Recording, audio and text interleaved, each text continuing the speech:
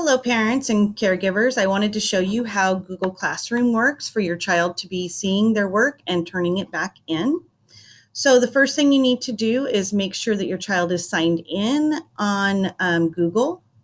So probably they're already signed in, but if not, they would have, of course, their email address would be their first initial, last initial, their ID number, followed by @mypusd.org.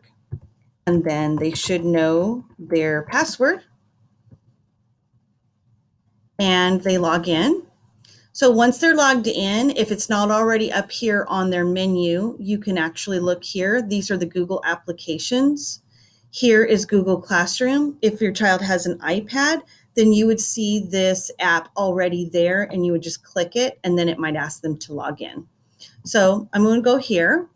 Now, for some students, they may already have classes here because the invite might have just already added them in there. But in my case, I'm going to have to put in a code, which my teacher has provided for me. So I'm going to go ahead and click the plus, and I'm going to join a class. So in the class code, I'm going to go ahead and put in one of the teachers that we have here, her class code, so I can kind of show you around of what it looks like to be a student. And then I go up here to the top and I hit join.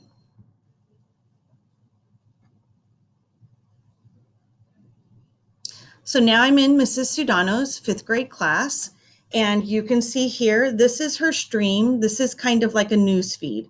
So everything that she's sending messages and reminding, she's even putting links to where kids can just click straight here to go to their Zoom lessons. She has places where kids can comment back. She's giving out class codes for how to get into certain things. She's even announcing like which students she's going to be assessing during that small group time. So here's kind of, this is the news feed here. To find your child's work, you would go here and go to class work. So you can see on here what days these were posted, and then you can also see what days those are due. So as you scroll down, you can see she's got some different categories. She's put everything in here for 1 week. That makes it a little bit easier for parents to know, like, okay, really, what's this week's work? This here are just some videos and slides and some beginning of the year stuff that she shared. And then, of course, her math and ELA, it looks like she's moved down after it's not the current week into those categories so that it's nice and easy to find. So if you want to view your child's work, you can look here, or you can also click this button for view work. Now you can tell what has been done and what's already been due and has not been turned in. So you can see I have these assignments here that if I were really a student in her class that I'd better get busy on, or they're things that she's assigning throughout this week. I can see the work that I did not do. So it says missing and it's red. And then if I had done the work, it would show returned here instead. And that means that I had actually returned that work back to my teacher. So that is one way to see that.